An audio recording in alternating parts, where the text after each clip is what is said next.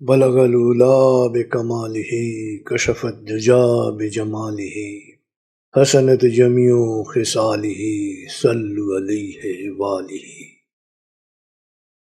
बलगल उला बिकमालिही कशफत दुजा बिजमालिही हसनत जमियो खिसालिही सल्लु अलैहि वालिही। हे मानुष, निश्चयই তোমাদের জন্যে নবী জীবন সর্বোত্তম আদর্শ।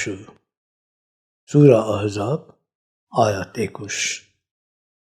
প্রিয় শরীদ, আসসালামু আলাইকুম। আপনার উপর শান্তি বর্ষিত হোক। আপনি জানেন নবী জীবন কোরআনের ফলিত রূপ। কোরআন বুঝতে হলে, কোরআনের গভীরে ডুব দিতে হলে নবী জীবনকে জানতে হবে। নবী জীবনকে যত গভীরভাবে অধ্যয়ন করবেন, নবী প্রেমে নিজের অন্তরকে যত প্লাবিত করতে পারবেন, তত আপনি কোরআনের দেমাগি ও কালবে অর্থাৎ বাস্তব ও পরাবাস্তব জ্ঞানের ছটায় চমকিত হবেন। কোরআনে ব্যক্ত ও সুপ্ত সব কথারই মর্মমূলে প্রবেশ করবেন।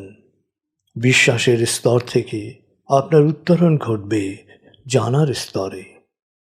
এবারের রমজান কোরআন ও নবী জীবন অধ্যয়নের চমৎকার সুযোগ এনে দিয়েছে। বাসায় আপনি পাচ্ছেন অফুরন্ত সময়।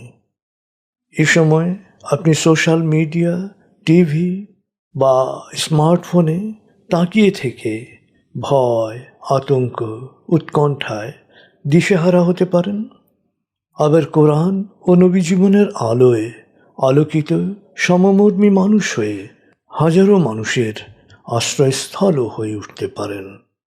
আতঙ্ক ঝেড়ে ফেলে আলোর পথে এগুলেই আপনি দুনিয়ায় সফল ও আখিরাতে সম্মানিত হবেন। নবী জীবন অধ্যয়নে আমাদের যাত্রা সহজ হোক, সফল হোক।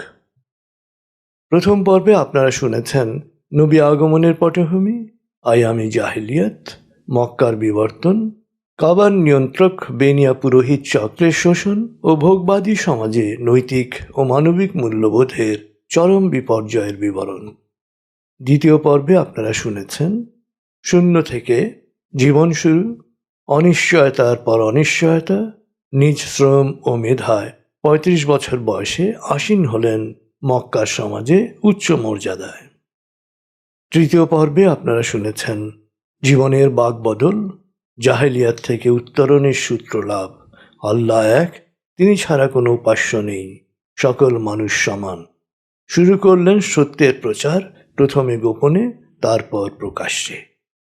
চতুর্থ পর্বে আপনারা শুনেছেন নির্মম নির্যাতন ও উৎপীড়নের মুখে স্বল্প সংখ্যক সংঘবদ্ধ মানুষের বিশ্বাস ও অহিংসায় অটল থেকে আত্মিক তুরীয় আনন্দে অবগাহনের বিবরণ।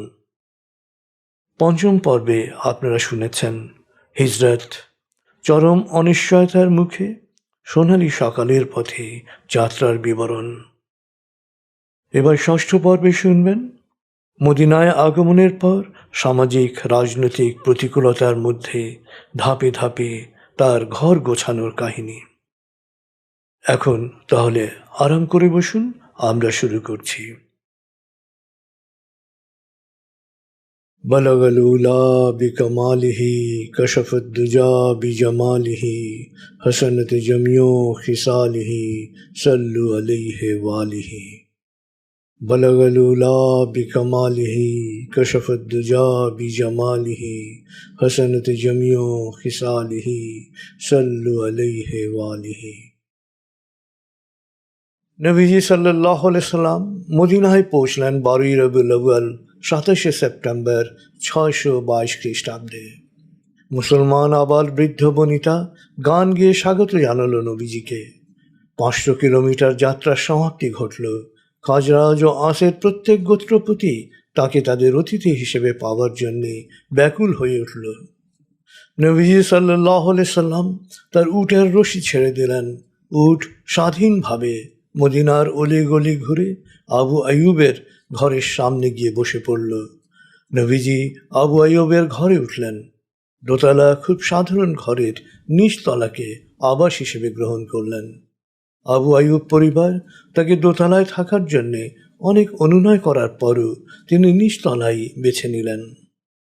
নবীজিকে অতিথি হিসেবে পেয়ে আবু আইয়ুব আনসারীর আনন্দের কোনো সীমা ছিল না। উম্মে আইয়ুব নবীজি সাল্লাল্লাহু আলাইহি ওয়াসাল্লামের খাবার তৈরি করতেন। নবীজি খাওয়ার পরে তারা খেতে বসতেন। নবীজির থালায় অবশিষ্ট কিছু থাকলে সেটাকে বরকত হিসেবে তৃপ্তির সাথে খেতেন। আবু আইয়ুব ধনী ছিলেন না, কিন্তু অতিথি পরায়ণ ছিলেন। নবীজির স্বাচ্ছন্দ্য নিশ্চিত করার ক্ষেত্রে তার প্রচেষ্টার কোনো কমতি ছিল না। মমত্ববোধ কতটা ছিল একটা ছোট্ট ঘটনা থেকে তা বোঝা যায়। এক রাতে তাদের পানির কলস ভেঙে গেল। পানি যাতে দোতলার মাচা চুইয়ে নিচে নবীজির শরীরে না পড়ে, সেই জন্যে তারা তাদের কম্বল দিয়ে পানি শুষে নেয়ার ব্যবস্থা করলেন। যেহেতু আর কোনো কম্বল ছিল না, সারা রাত তারা জবুথবু হয়ে বসে কাটালেন। আসলে নবীজির যত্ন নেয়ার ব্যাপারে প্রত্যেক অনুসারীই ছিলেন আন্তরিক। দুঃসহ জুলুম নির্যাতন থেকে রক্ষা পাওয়ার জন্যে নবীজি ও বিশ্বাসীরা মক্কা ছেড়ে এলেও অপশক্তি তাদের পিছু ছাড়েনি। বিশ্বাসীরা ধন সম্পদ সব ফেলে রিক্ত হাতে হিজরত করেছে। ভেবেছে এখন অতীত ভুলে গিয়ে মদিনায় শান্তিতে আল্লাহতে সমর্পিত জীবনাচার পালন করা যাবে। আল্লাহর নৈকট্য লাভে ধাপে ধাপে নিজেকে পরিশুদ্ধ করা যাবে। কিন্তু সে আশার গুড়ে বালি। কুরাইশরা যখন খবর পেল তাদের হিংস্র থাবা থেকে বেরিয়ে মুহাম্মদ মদিনায় পৌঁছে গেছেন, তারা ক্রোধে ক্ষিপ্ত হয়ে উঠল। মদিনার নেতৃস্থানীয় গোত্রপতি আবদুল্লাহ ইবনে উবাই ইবনে সুলুলকে খোলা চিঠি দিল তাদের শত্রু মুহাম্মদকে শহর থেকে বের করে দিতে হবে অথবা তাকে হত্যা করতে হবে, অন্যথায় এই লক্ষ্যে যথোপযুক্ত ব্যবস্থা নেওয়া হবে। কুরাইশরা মুসলমানদেরও মদিনায় এসে নির্মূল ও ধ্বংস করার চরম পত্র দিল। নবীজির সামনে চ্যালেঞ্জ ছিল অনেক। সারা আরবের ন্যায় মদিনার গোত্রীয় সমাজ কাঠামোয় বহিরাগতরা বিবেচিত হতো অপাঙ্ক্তেয় অচ্ছুত হিসেবে। গোত্রীয় সংস্কৃতি কোথাও বহিরাগতদের কখনো নিজেদের মানুষ হিসেবে গ্রহণ করে না। তারপরেও শরণার্থী সহ মদিনায় মুসলমানরা জনসংখ্যার মাত্র 15%। নবীজি কার্যত শরণার্থীদের নেতা। খাজরাজ আঁস গোত্রের নিজস্ব নেতারা রয়েছেন। তারা নবীজিকে তাদের বিরোধ মীমাংসায় সালিশ হিসেবে এবং ধর্মীয়ভাবে নবী হিসেবে গ্রহণ করে সুরক্ষা দিয়েছেন। খাজরাজদের এক বড় অংশের নেতা আবার আবদুল্লাহ ইবনে উবাই ইবনে সলুল। ধনাঢ্য ইবনে উবাইয়ের সাথে মক্কার অভিজাতদের স্বার্থের সখ্যতা দীর্ঘদিনের। দৃশ্যত মুসলমান হলেও কার্যত তার ভূমিকা ছিল মুনাফেকের। যে কোনো সময় পেছন থেকে আঘাত হানতে পারে। নবীজির প্রতি ইবনে উবাইয়ের আক্রোশের পুরোটাই ছিল ব্যক্তিগত। তাকে মদিনার রাজা হিসেবে মুকুট পরানোর পুরো প্রস্তুতি সম্পন্ন হয়েছিল, কিন্তু নবীজি মদিনায় এসে পড়ায় সব ভণ্ডুল হয়ে যায়। জনসংখ্যার বাকি 45% পৌত্তলিক, 40% ইহুদি। এরা আবার বিভিন্ন গোত্রে বিভক্ত। পরিস্থিতি পুরোটাই নড়বড়ে। তবে যিনি মায়ের কোল থেকেই সংগ্রাম করে আসছেন, তার ধৈর্য ও প্রজ্ঞার কাছে সকল সমস্যা কালস্রোতে ভেসে যেতে বাধ্য। নবীজি সাল্লাল্লাহু আলাইহি সাল্লাম পরিস্থিতি বিশ্লেষণ করে বুঝলেন এখন নতুন ঘর একদিকে যেমন গোছাতে হবে, অন্যদিকে ঘর সুরক্ষার পুরো প্রস্তুতি নিতে হবে। সুরক্ষা প্রস্তুতিতে কোনো ঘাটতি থাকলে প্রতিহিংসা পরায়ণ কুরাইশরা সব কিছু তছনছ করে দেবে। তাই আত্মিক বিকাশের পাশাপাশি আত্মরক্ষার শক্তিকে সংহত করে অবস্থানকে করতে হবে সব দিক দিয়ে সুরক্ষিত। নবীজি সাল্লাল্লাহু আলাইহি সাল্লাম শুরু করলেন ঘর গোছানোর কাজ। এতদিন ধরে সব কিছুই ছিল ভাসমান। অনুসারীদের আত্মিক মুক্তির জন্যে কোনো কিছু গুছিয়ে করার সুযোগ ছিল না। এখন সুযোগ এসেছে, আর কাজও অনেক। মানবিক সমাজের মূল শক্তি আলোকিত সংঘবদ্ধ মানুষ, যাদের মনে কোনো হিংসা বিদ্বেষ থাকবে না, যারা মিথ্যা বলবে না, গীবত করবে না, চুরি করবে না, ব্যভিচার করবে না, অন্যের উপর জুলুম করবে না, নারীর প্রতি অবিচার করবে না, যারা হবে সবার প্রতি সমমর্মী, এতিম অসহায়দের ভরসা স্থল, যারা সব কিছু করবে শুধু স্রষ্টার সন্তুষ্টির জন্যে, যারা দিনভর কাজ করবে মানুষের কল্যাণে, আর রাতের একটা সময় কাটাবে আল্লাহর ধ্যানে, তার জিকিরে, তার ইবাদতে, যারা প্রতিটি সেজদায় অনুভব করবে স্রষ্টা দর্শনে তুরীয় আনন্দ, যাদের দেখলেই মানুষের মনে হবে আল্লাহর কথা, যারা হবে ন্যায়, সত্য ও স্রষ্টা প্রেমের জীবন্ত উদাহরণ। এই জন্যে প্রয়োজন একটি সামাজিক মিলন কেন্দ্র, নারী পুরুষ নির্বিশেষে, যেখানে তারা নিয়মিত মিলিত হতে পারবে, আত্মিক প্রশিক্ষণ নিতে পারবে, অনুশীলন করতে পারবে, মত ও ভাব বিনিময় করতে পারবে। যেভাবে ভাবলেন, কাজ শুরু করলেন সেভাবেই। মদিনায় প্রথম হিজরির প্রথম মাসে সামাজিক মিলন কেন্দ্র হিসেবে মসজিদ নির্মাণের কাজ শুরু হলো। মাটির দেয়াল, বালুর মেঝে, খেজুর গাছের খুঁটি, খেজুর পাতার ছাউনি। পুরো নির্মাণ কাজ পরিচালনার দায়িত্ব দেয়া হলো আম্মার ইবনে ইয়াসিরকে, যার মা ছিলেন ইসলামের প্রথম শহীদ সুমাইয়া। 12 দিনে মসজিদের নির্মাণ কাজ সমাপ্ত হলো। এক চালা 2100 বর্গ হাতের এই সাধারণ অবকাঠামোর মসজিদটি পরিণত হলো নবীজির সচিবালয়, বিচারালয়, রণকৌশল নির্ধারণ কক্ষ, রাষ্ট্রীয় পরামর্শ কক্ষ, সামাজিক যোগাযোগ আর ধর্মীয় শিক্ষা ও অনুশীলন কেন্দ্র, যেখানে বসে সমাজের নেতৃস্থানীয় ব্যক্তি থেকে একজন সাধারণ গৃহবধূ নিঃসংকোচে বলতে পারত তার মনের কথা, পেশ করতে পারত তার আর্জি। সেখান থেকে পরিচালিত সরকার পরবর্তী এক যুগের মধ্যেই নিশ্চিহ্ন করল তখনকার দুই পরাশক্তি, বাইজেন্টাইন ও পারস্য সাম্রাজ্যের শোষণের পুরো অবকাঠামো। মাটির দেয়াল ঘেরা মসজিদ প্রাঙ্গণ হয়ে উঠল কল্যাণ ও আশ্রয় কেন্দ্র। এখানে যারা ঘর বাড়ির ব্যবস্থা করতে পারত না, তারা এসে থাকত। শরণার্থী মহিলাদের থাকার ব্যবস্থাও ছিল। ইসলাম ও মুসলমানদের ব্যঙ্গ করে রচিত কবিতার জবাবে কবিতা রচনা ও পাঠ করার আসর বসত। যুদ্ধাহতদের চিকিৎসা ও সেবা যত্নের ক্যাম্প স্থাপন করা হতো। যুদ্ধবন্দীদেরও রাখা হতো, যাতে তারা ইসলামী জীবনাচার সম্পর্কে চাক্ষুষ জ্ঞান লাভের সুযোগ পায়। ভিন দেশ থেকে আগত প্রতিনিধি দলের থাকার তাঁবুও লাগানো হতো। এই প্রাঙ্গণ থেকেই পতাকা প্রদান করা হতো অভিযানে প্রেরিত জনযোদ্ধা দলকে। বিয়ের অনুষ্ঠানও হতো এই প্রাঙ্গণে। অর্থাৎ সমাজ হিতকর সকল কাজেই ব্যবহৃত হতো মসজিদ ও মসজিদ প্রাঙ্গণ। মসজিদে এত ধরনের কর্মতৎপরতা পরিচালনার জন্য নবীজির নিজের কোনো থাকার ঘর বা মসজিদে কোনো আলাদা কক্ষ ছিল না।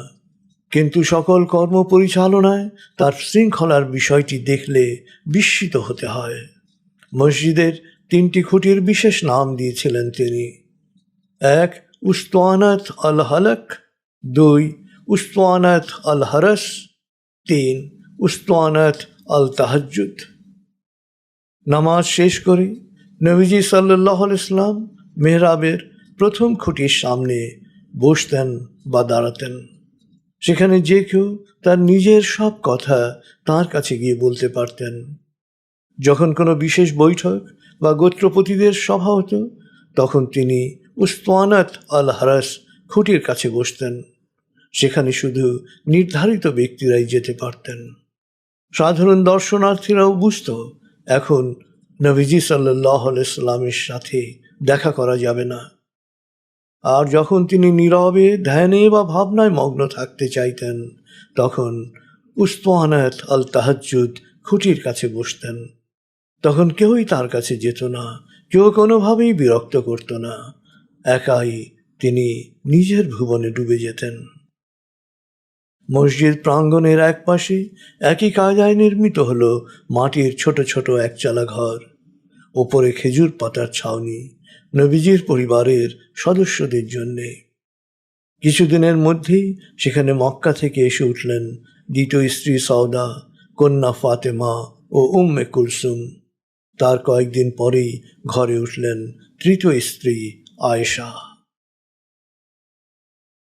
বলগল উলা বিকমালিহি কশফত দুজা বিজমালিহি হসনত জমিও খিসালিহি সল্লু আলাইহি ওয়ালিহি। মসজিদকে কেন্দ্র করেই শুরু হলো আলোকিত মানুষ নির্মাণের কাজ। একটি উচ্ছৃঙ্খল, অসহিষ্ণু, স্বার্থান্ধ, বর্বর জনগোষ্ঠীকে সুশৃঙ্খল, সংঘবদ্ধ, বিনয়ী, সমমর্মী মানুষের রূপান্তরের কাজ। অপরিচ্ছন্ন ও অজ্ঞদের পরিষ্কার পরিচ্ছন্ন, পরিশীলিত জ্ঞানী মানুষে উত্তরণের প্রক্রিয়া। মসজিদ প্রাঙ্গণে গড়ে উঠল একটু উঁচু চত্বর। মুহাজির আনসার সহ আরবের বিভিন্ন প্রান্ত থেকে আগত কৌতূহলী তরুণেরা দল বেঁধে অবস্থান করতে শুরু করলো সেখানে। ঘর বাড়ি পরিবার থেকে বিচ্ছিন্ন, ব্যবসা বাণিজ্য ও দুনিয়ার সকল ধান্দার ব্যাপারে নির্লিপ্ত এই তরুণদের ছিল একটাই লক্ষ্য, কিভাবে রসুলের জ্ঞানে জ্ঞানী হওয়া যায়। এরা পরবর্তীকালে পরিচিতি লাভ করলেন আসহাবে সুফা বা আহলে সুফা নামে। কোরআন হাদিসের দেমাগী ও কালবি জ্ঞানে এরা হয়ে উঠলেন প্রাজ্ঞ। মুহাজিররা যখন বাজারে ব্যবসা নিয়ে ব্যস্ত থাকতেন, আনসাররা যখন ব্যস্ত থাকতেন কৃষিজ বাগান নিয়ে, তখনও এরা থাকতেন নবীজির কাছে। তাঁর প্রতিটি বাণীকে এরা আত্মস্থ করতেন পরম যত্নে। জ্ঞান অর্জনে নিজেদের পুরোপুরি নিবেদিত করায় এদের কোনো স্থায়ী আয় ছিল না। ক্ষুধার তীব্রতা সহ্য করতে না পেরে কেউ কেউ কাঠ কেটে বা পানি বহন করে খাবারের জন্য কিছু উপার্জন করতেন। অনেকে ক্ষুধা পিপাসায় কাতর হলেও চত্বর ছেড়ে যেতেন না নবীজি সাল্লাল্লাহু আলাইহি সাল্লামের কোনো কথা শোনা থেকে বঞ্চিত হওয়ার আশঙ্কায়। তারা আত্মসম্মান বোধের কারণে কখনো কারো কাছে সাহায্য চাইতেন না। পক্ষান্তরে নবীজি সাল্লাল্লাহু আলাইহি সাল্লাম এদের ভরণ পোষণের চেষ্টা করতেন উপহার হিসেবে প্রাপ্ত উপকরণ বা বাইতুল মাল থেকে, যা প্রথম দিকে ছিল একেবারেই অপ্রতুল। সাহাবীরাও অনেক সময় এদেরকে মেহমান হিসেবে বাসায় নিয়ে যেতেন খাওয়ানোর জন্যে। কোরআন হিফজ করার পাশাপাশি হাদিসের জ্ঞানে এরা গভীর পাণ্ডিত্য অর্জন করলেন। আরবের বিভিন্ন প্রান্তে এদেরকেই পাঠানো হতো মানুষকে ধর্মীয় জ্ঞানে শিক্ষিত করার জন্যে। এরা বহু জায়গায় জ্ঞান বিতরণ করতে গিয়ে প্রতিপক্ষের হাতে শহীদ হয়েছেন। সুফা হচ্ছে রসুলের হাতে গড়া প্রথম জ্ঞান চর্চা প্রতিষ্ঠান। ইসলামী জ্ঞানের সংরক্ষণ ও তা ক্রমপ্রবহমান হওয়ার পেছনে আহলে সুফারা পালন করেন অতুলনীয় ভূমিকা। এদের সংখ্যা সবসময় ওঠানামা করেছে। অনেকে দূরে প্রেরিত হয়েছেন, অনেকে বিয়ে করে সংসারীও হয়েছেন, অনেকে শহীদ হয়েছেন। তারপরও 5 জন সর্বাধিক হাদিস বর্ণনাকারীর 3 জনই হচ্ছেন আহলে সুফা। এরা হচ্ছেন আবু হুরায়রা, আবদুল্লাহ ইবনে ওমর এবং আবু সাঈদ খুদরি। এছাড়াও শতাধিক আহলে সুফার মধ্যে রয়েছেন বেলাল ইবনে রাবাহ, আবু যর গিফারি, সাকিফ ইবনে আমর, সাওবান, জরহদ ইবনে খুয়াইলিদ আল আসলামি, হুজাইফা ইবনে আল ইয়ামন, হারিসা ইবনে আন নুমান, হানজালা ইবনে আবি আমির আর রহিব, খব্বাব ইবনে আল আরাত, খুরাইম ইবনে ফাতিক আল আসাদি, খুবাইব ইবনে ইয়াসফ ইবনে উত্তা, জুল বুজদাইন, জায়েদ ইবনে আল খত্তাব, সলমান ফারসি, সাদ ইবনে আবি ওয়াক্কাস, সলিম ইবনে উবাইদ, সলিম ইবনে উমাইর, শুহাইব ইবনে সিনান, আবদুল্লাহ ইবনে মাসুদ, আবদুল্লাহ ইবনে উম্মে মখতুম, আবদুল্লাহ ইবনে আমর, উকবা ইবনে আমির আল জুহানি, কাব ইবনে মালিক। আসহাবে সুফারা বিশ্বাস করতেন কোরআনের সুস্পষ্ট ঘোষণা। মহাবিচার দিবসে কেউ কারো পাপের বোঝা বইবে না। কারো পাপের বোঝা ভারী হলে সেই বোঝা বহন করার জন্যে কাউকে ডাকলেও সে এগিয়ে আসবে না, এমনকি কোনো নিকটাত্মীয় না। হে নবী, তুমি শুধু তাদেরকে সতর্ক করতে পারো যারা না দেখেও প্রতিপালক সম্পর্কে সচেতন থাকে এবং নামাজ কায়েম করে। যে ব্যক্তি নিজেকে পরিশুদ্ধ করে সে তা করে নিজের কল্যাণের জন্যে। আল্লাহর কাছে সবাইকে ফিরে যেতে হবে। সূরা ফাতির 18 আয়াত। ঘর গোছানোর শুরুতেই তরুণদের একটি আগ্রহী অংশকে জ্ঞানের জন্যে, ধর্মের জন্যে নিজেদের উৎসর্গ করার সুযোগ প্রদান নবীজি সাল্লাল্লাহু আলাইহি সাল্লামের একটি দূর প্রসারী সিদ্ধান্ত। বলগল উলা বিকামালিহি কশফুদ্দুজা বিজামালিহি হসনত জমিউ খিসালিহি সাল্লু আলাইহি ওয়ালিহি। আত্মশুদ্ধি ও আলোকিত মানুষ নির্মাণে নামাজের গুরুত্বের কারণে জোহর, আসর ও ইশার ফরজ নামাজ 4 রাকাতে উন্নীত করার নির্দেশ হলো। মিরাজে 5 ওয়াক্ত নামাজ ফরজ হওয়ার পর থেকে জোহর, আসর ও ইশার নামাজ 2 রাকাত করে আদায় করা হতো। নামাজের গুরুত্ব সম্পর্কে কোরআনে পরিষ্কারভাবে বলা হলো, হে নবী, তোমার উপর নাজিলকৃত কিতাবের বাণী সবার কাছে পৌঁছে দাও, নামাজ কায়েম করো, মনে রেখো নিশ্চয়ই নামাজ মানুষকে অন্যায় ও অশ্লীলতা থেকে রক্ষা করে। নিশ্চয়ই আল্লাহর স্মরণ জিকির সবচেয়ে ভালো কাজ। তোমাদের সকল কাজ সম্পর্কেই আল্লাহ জানেন। সূরা আনকাবুত আয়াত 45। এরপর নামাজ শেষ করে দাঁড়িয়ে, বসে বা শুয়ে আল্লাহকে স্মরণ করবে। যখন পারিপার্শ্বিক নিরাপত্তা লাভ করবে তখন যথাযথভাবে নামাজ কায়েম করবে। নির্ধারিত সময়ে নামাজ কায়েম করা বিশ্বাসীদের জন্য ফরজ। সূরা নিসা আয়াত 103। তোমরা সবর ও নামাজের মাধ্যমে সাহায্য প্রার্থনা করো। নিশ্চয়ই বিনয় অবনতরা ছাড়া অন্যদের জন্য নামাজ কঠিন কাজ।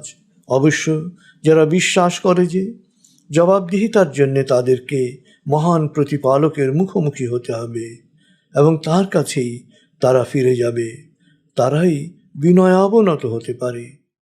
সূরা বাকারা আয়াত 45-46। নবীজি সাল্লাল্লাহু আলাইহি সাল্লাম পরিষ্কার বুঝতে পেরেছিলেন, সমাজকে বদলাতে হলে শুধু বাইরের আচরণ বদলালে হবে না, প্রতিটি মানুষকে বদলাতে হবে ভেতর থেকে। আর ভেতর থেকে বদলানোর জন্যেই তিনি নামাজকে এত গুরুত্ব দিয়েছেন। মসজিদে এসে জামাতে নামাজ আদায় আবশ্যিক করার মধ্য দিয়ে তিনি তাদের সংঘবদ্ধ করেছেন নতুন জীবন দৃষ্টিতে। প্রথমত, তারা মসজিদে সমবেত হচ্ছে নিজেকে সমর্পণের জন্যে। আন্তরিক সেজদা দিনে 5 বার স্মরণ করিয়ে দিচ্ছে তাদের অবস্থান। নামাজ তার দৈনন্দিন ব্যবসা বা উপার্জনের কাজে স্বাভাবিক বিরতি সৃষ্টি করছে, মনে করিয়ে দিচ্ছে তার প্রথম কর্তব্য বা পছন্দ কী। আত্মগর্বী বা দাম্ভিক কোনো মানুষের পক্ষে দাসের মতো ভূমিতে মস্তক নত করা সবচেয়ে বিরক্তিকর কাজ। অনেক দাম্ভিক কুরাইশের ইসলাম সম্পর্কে প্রাথমিক আপত্তির কারণই ছিল এই সেজদা। আর জামাতে নামাজ আদায়ের জন্যে সাদা কালো দাস অভিজাতনের বিশেষে সারিবদ্ধভাবে দাঁড়ানো, একসাথে রুকু সেজদা দেওয়ার মধ্যে দিয়ে আমিত্বের বিনাশ যেমন ঘটে তেমনি বিনাশ ঘটে আভিজাত্য বোধের। সেই সাথে তা হয়ে ওঠে উম্মার ঐক্যের প্রতীকী প্রকাশ। আসলে একজন বিশ্বাসী সমর্পিত নারী বা পুরুষ সেই যে নিজেকে আল্লাহর দাস ভাবতে গর্ববোধ করে। আর নিয়মিত নামাজ ভেতর থেকেই এই অনুভূতিকে জাগ্রত করে। এই জন্যেই মদিনায় পৌঁছেই নামাজ কায়েমের উপর নবীজি সাল্লাল্লাহু আলাইহি ওয়াসাল্লাম সবচেয়ে বেশি গুরুত্ব দিয়েছেন। ঘর গোছানোর লক্ষ্যে মসজিদ নির্মাণ শুরুর সাথে সাথে তিনি মৌলিক একটি কাজে হাত দিলেন, মদিনার মুসলমানদের আদমশুমারি। আনসার ও মুহাজির সহ সকল মুসলমানের নাম, বয়স ও লিঙ্গ অনুসারে লিপিবদ্ধ করতে নির্দেশ দিলেন হুজাইফাকে। হুজাইফা ঘরে ঘরে গিয়ে 1500 মুসলমানের নাম লিপিবদ্ধ করলেন। সকল কর্মক্ষম পুরুষের করলেন আলাদা তালিকা। আত্মরক্ষা ও যে কোনো সংগ্রামে অংশগ্রহণে আগ্রহীদের নিয়ে তৈরি করা হলো বিশেষ তালিকা। বলগল উলা বিকমালিহি কশফুদ্দুজা বিজমালিহি হসনত জমিও খিসালিহি সাল্লু আলাইহি ওয়ালিহি। মদিনার তখন সবচেয়ে বড় বাস্তব সমস্যা শরণার্থী সমস্যা। গ্রামীণ ধাঁচের একটি জনপদ, তাও কৃষিকেন্দ্রিক, কিছুটা মাতৃতান্ত্রিক। পরিবারে নারীর কর্তৃত্ব রয়েছে যথেষ্ট। আঁস ও খাজরাজরা মূলত নিরক্ষর, অনেকটা জ্ঞেয়। আর শরণার্থীরা ব্যবসা ও রমরমার তীর্থকেন্দ্র মক্কার অধিবাসী। শহুরে সংস্কৃতিতে অভ্যস্ত, সবাই শিক্ষিত ও কেতাদুরস্ত। কৃষির কিছুই তারা বোঝে না, ব্যবসা তাদের জীবিকা। মক্কার পুরুষ শাসিত সমাজে নারীর কোনো অবস্থান নেই। সামাজিক ও সাংস্কৃতিক ক্ষেত্রে দুই বিপরীতমুখী ধারা ঘটনাচক্রে মিলিত হয়েছে। শরণার্থীরা এসেছে সব কিছু হারিয়ে একেবারে শূন্য হাতে। এদের সবাইকে মেশাতে হবে এক ধারায়। স্থানীয়দের দান দক্ষিণায় বেঁচে থেকে বেড়ে ওঠা পরজীবীর মতো নয়। সমস্যা এত জটিল, কিন্তু নবীজি সাল্লাল্লাহু আলাইহি সাল্লাম এর সমাধান করলেন একেবারে অভিনব পন্থায়। তিনি বুঝলেন এক স্থায়ী ভাতৃবন্ধন সৃষ্টির মাধ্যমেই এ সমস্যার সমাধান হতে পারে। তিনি আনাসের বাড়িতে এক ভাতৃ সম্মেলন আহ্বান করলেন। সেখানে প্রথম দফায় 40 জন স্থানীয় 40 জন শরণার্থীকে তাদের পরিবারের সদস্য হিসেবে গ্রহণ করলেন। দুটো পরিবার একত্র হয়ে একটি পরিবারে রূপান্তরিত হলো। কেউ সাহায্যদাতা ও সাহায্যগ্রহীতা থাকল না। এক পরিবারের 2 জন ও অপর পরিবারের 2 জন মিলে 4 সদস্যের এক পরিবারে রূপান্তরিত হলো। ফলে পরিবার বড় হলো, কাজ ও উপার্জন বেড়ে গেল। পরিবারে শরণার্থী গ্রহণকারীরা অভিহিত হলেন আনসার নামে, আর শরণার্থীরা অভিহিত হলেন মুহাজির নামে। ক্রমান্বয়ে 186টি শরণার্থী পরিবার মিশে গেল মদিনার সমসংখ্যক পরিবারের সাথে।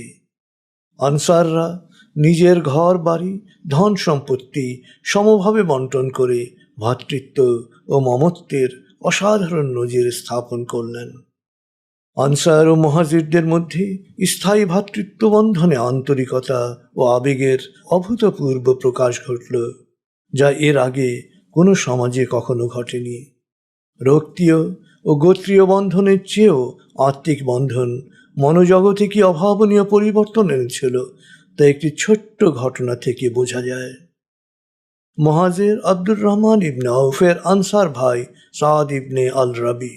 সাদ অনুভব করলেন তার ভাইকে মদিনায় নিজের বাড়ির মতো থাকতে দিতে হবে। তিনি আব্দুর রহমানকে বললেন, আল্লাহর শুকর, আল্লাহ আমাকে পর্যাপ্ত দিয়েছেন। আমি সিদ্ধান্ত নিয়েছি তোমার সাথে আমার সকল কিছু সমভাবে ভাগ করে নেব। আমার স্ত্রীও 2 জন। আমাকে বলো তুমি কাকে পছন্দ করবে, তাকে আমি তালাক দেব যাতে তুমি তাকে বিয়ে করতে পারো। আব্দুর রহমান তার প্রস্তাবে অভিভূত হয়ে পড়লেন, তবে তিনি তার আনসার ভাইয়ের কাছ থেকে কিছু নিতে অস্বীকৃতি জানালেন। তিনি শুধু বললেন, আমাকে বাজারে একটু জায়গার ব্যবস্থা করে দিলেই হবে। সেখানে তিনি ছোটখাটো ব্যবসা শুরু করলেন। ব্যবসা বিস্তার লাভ করল। অল্প কিছুদিনের মধ্যেই সম্মানজনক দেনমোহর দিয়ে তিনি এক আনসার মহিলাকে বিয়ে করলেন।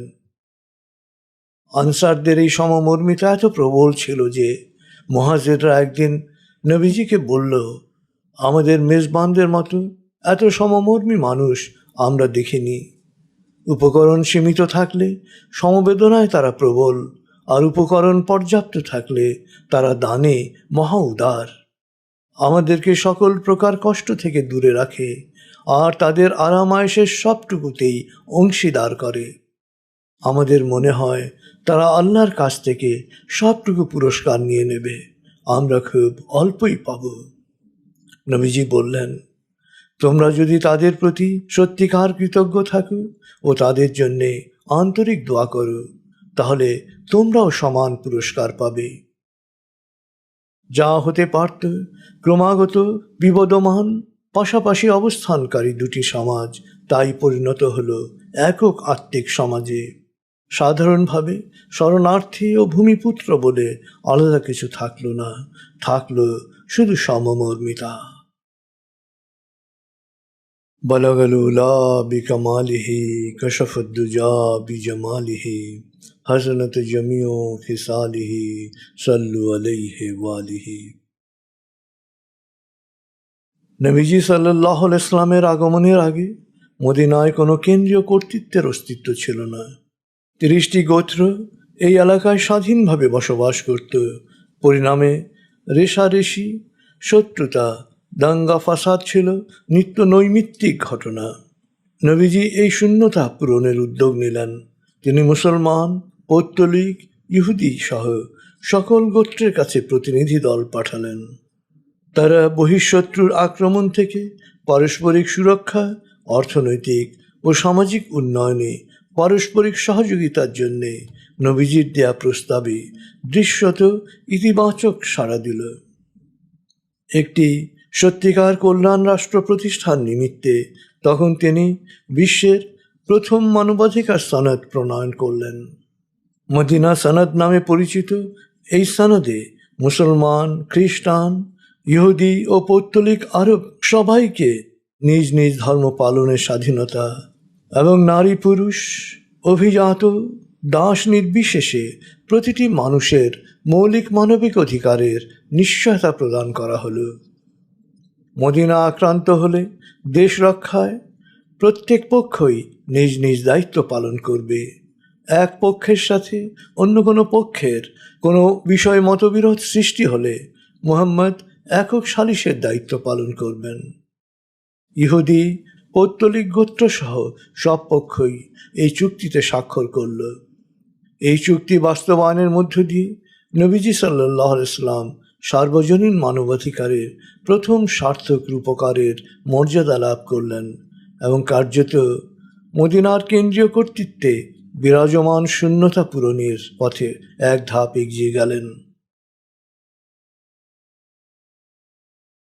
নবীজি সাল্লাল্লাহু আলাইহি ওয়াসাল্লাম মদিনায় আসার আগে শহরের কোনো সীমানা নির্দিষ্ট ছিল না।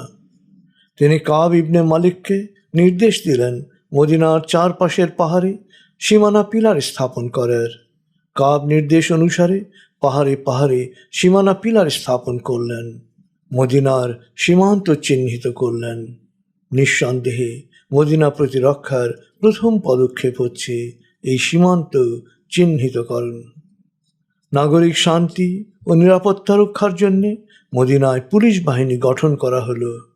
কায়েস ইবনে আসের অধীনে এই বাহিনী কাজ শুরু করল প্রথম হিজরির মধ্যভাগে। মদিনা ও তার চারপাশে বেদুইন গোত্রগুলোর মধ্যে ইসলাম সম্পর্কে ব্যাপক কৌতূহল সৃষ্টি হল।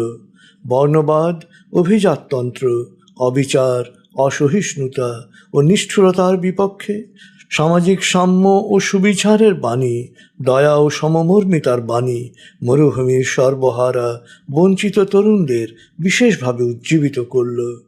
এক এক করে দূর দূরান্ত থেকে তারা ইসলামের ছায়াতলে আসতে শুরু করল। এ সময়ে বিশিষ্ট ব্যক্তিদের মধ্যে ইহুদি ধর্মযাজক আবদুল্লাহ ইবনে সালাম, খ্রিস্টান দরবেশ আবু কায়েস সারহা ইসলাম গ্রহণ করলেন। তরবারি বহন করা ছিল আরব ঐতিহ্য, কিন্তু নবীজি মদিনায় নিরাপত্তা নিশ্চিত করার উদ্যোগ নেওয়ার আগে কখনো তরবারি বহন করেননি।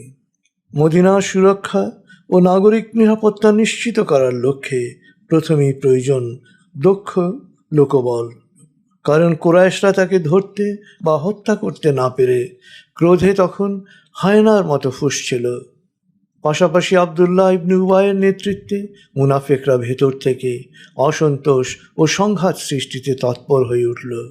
আস ও খাজরাজদের উপর ইহুদি প্রভাব কমে যাওয়ায় নবীজির ব্যাপারে ইহুদিদের মধ্যেও অস্থিরতা বাড়তে লাগল। আর চারপাশের জাহেলিয়াতে নিমজ্জিত আরব গোত্রপতিরা এই নতুন ধর্মের মধ্যে দেখতে পাচ্ছিল তাদের আভিজাত্যবাদের বিনাশ। তাই এরাও কুরাইশ, ইহুদি, মুনাফিক চক্রের সাথে মিশে গেল। তখনকার মদিনার মনোজাগতিক অবস্থার চমৎকার বিশ্লেষণ পাওয়া যায় সূরা বাকারায়। তখন নাজিল হওয়া এই সূরায় পুরো পরিস্থিতি সম্পর্কে সতর্ক করে দেয়া হয়। আলিফ লাম মিম, এই সেই কিতাব যাতে কোনো সন্দেহ নেই। এই কিতাব আল্লাহ সচেতনদের পথপ্রদর্শক। আল্লাহ সচেতনরা গায়েবে অর্থাৎ মানুষের সীমাবদ্ধ জ্ঞানে বোধগম্য না হওয়া সত্ত্বেও অদৃশ্য বাস্তবতায় বিশ্বাস করে, নামাজ কায়েম করে, প্রাপ্ত রিজিক থেকে অন্যের জন্য ব্যয় করে অর্থাৎ নিয়মিত দান করে। আর হে নবী, তোমার ও তোমার পূর্ববর্তীদের প্রতি যা নাজিল হয়েছে তা তারা বিশ্বাস করে, সেই সাথে বিশ্বাস করে আখিরাতে প্রতিটি কাজের জবাবদিহিতায়। তারা তাদের প্রতিপালকের নির্দেশিত সঠিক পথের অনুসারী এবং তারাই সফল কাম। সূরা বাকারা আয়াত 1-5। আবার কিছু মানুষ মুখে বলে আমরা আল্লাহ ও আখিরাতে বিশ্বাসী, কিন্তু এরা আদৌ বিশ্বাসী নয়। ওরা আল্লাহ ও বিশ্বাসীদের ঠকাতে চায়। আসলে ওরা নিজেদেরই ঠকাচ্ছে, যদিও ওরা তা বোঝে না। ওদের অন্তর রোগগ্রস্ত, কলুষিত, আর আল্লাহ ওদের এই রোগ ক্রমান্বয়ে জটিল হতে দেন। ক্রমাগত মিথ্যাচার ও ভণ্ডামির পরিণামে ওদের জন্য অপেক্ষা করছে কঠিন শাস্তি। সূরা বাকারা আয়াত 8-10। বিশ্বাসীদের কাছে এলে এই বিভ্রান্তরা বলে আমরা তো তোমাদের মতোই বিশ্বাসী। আবার যখন দুরাচারীদের কাছে যায় তখন বলে আসলে আমরা তো তোমাদের সাথেই রয়েছি, বিশ্বাসীদের সাথে, আমরা তো শুধু তামাশা করি। সূরা বাকারা আয়াত 14। সুস্পষ্টভাবে সত্য সম্পর্কে অবহিত হওয়ার পরও স্বার্থপরতা ও ঈর্ষার কারণে কিতাবীদের মধ্যে অনেকেই তোমাদেরকে বিশ্বাস থেকে বিচ্যুত করে সত্য অস্বীকারী রূপে ফিরে পেতে চায়। তোমরা ওদের ক্ষমা করো ও উপেক্ষা করো যতক্ষণ পর্যন্ত না আল্লাহ এ বিষয়ে চূড়ান্ত সিদ্ধান্ত দেন।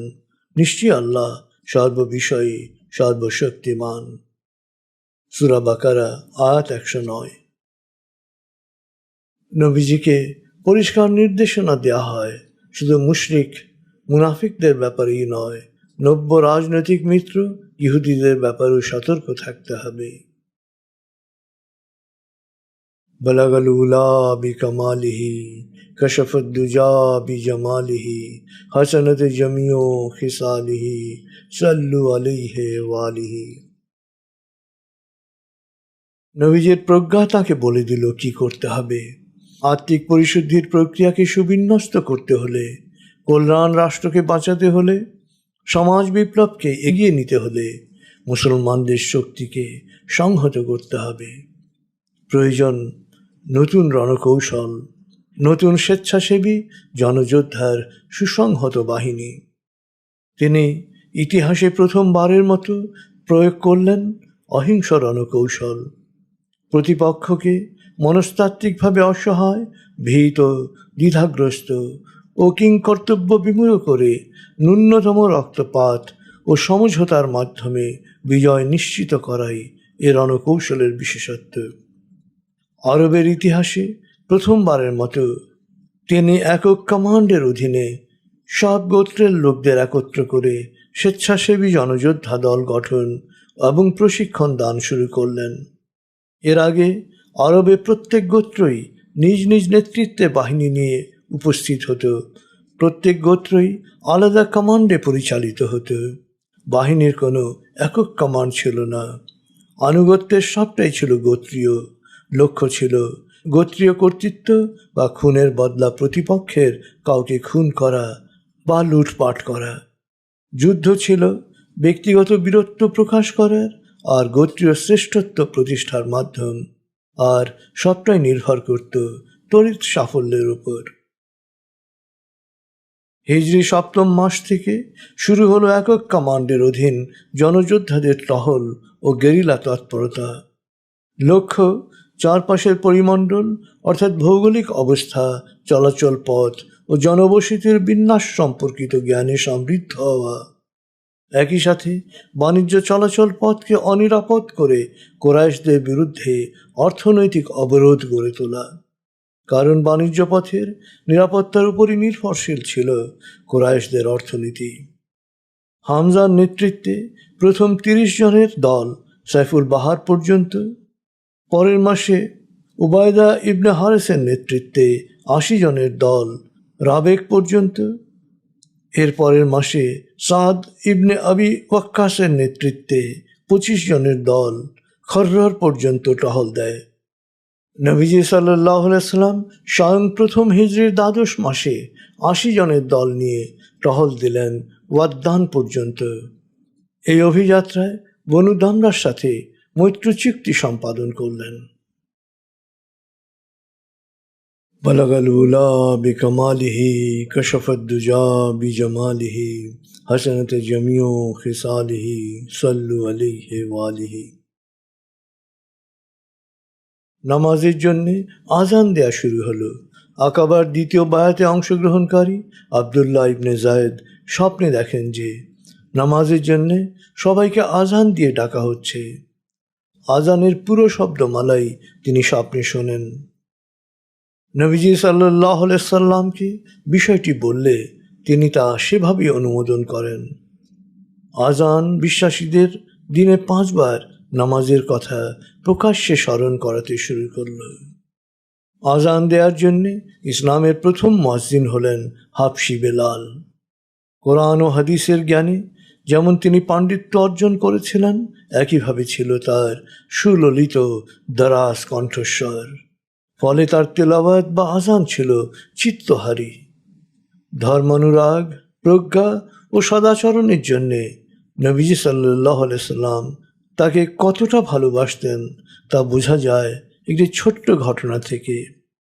আবিসিনিয়ার রাজা নাজ্জাসী নবীজি সাল্লাল্লাহু আলাইহি সাল্লামকে 3টি বল্লম উপহার পাঠিয়েছিলেন। তিনি এর একটি বল্লম দেন বিলালকে। বিলাল এই বল্লম দিয়ে নামাজের কেবলা ঠিক করতেন। নবীজির সফরেও বিলাল থাকতেন সাথে সাথে।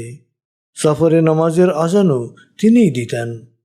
বিলালের জীবনের শ্রেষ্ঠ আজান ছিল কাবা ঘরের ছাদে উঠে দারাজ কণ্ঠে দেয়া আজান।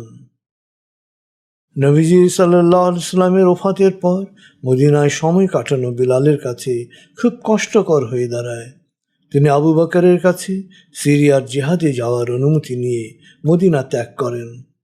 তিনি জীবনের বাকি সময় সিরিয়ায় কাটান।